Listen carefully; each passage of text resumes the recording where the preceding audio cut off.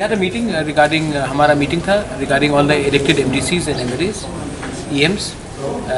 आने वाले 20-25 दिन के अंदर हमारा पार्टी को पूरा रिस्ट्रक्चर कर रहे हैं from primary level, block level, central level and core committee. हम पूरा लोगों को अब तिपरामोथा में, YTF में और TWF में पूरा हम लोग रिस्ट्रक्चर करेंगे पार्टी को.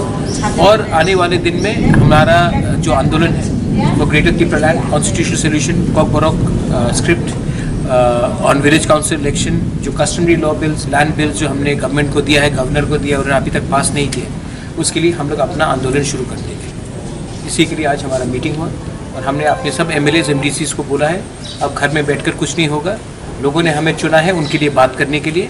हमारा अभी टाइम आया है उन लोगों के लिए बात करने के लिए. और चिंता मत करो, पावर में कोई भी हो, हमें तिपरासा के लिए बात करना है और हम इसमें 1 इंच भी पीछे नहीं हटेंगे.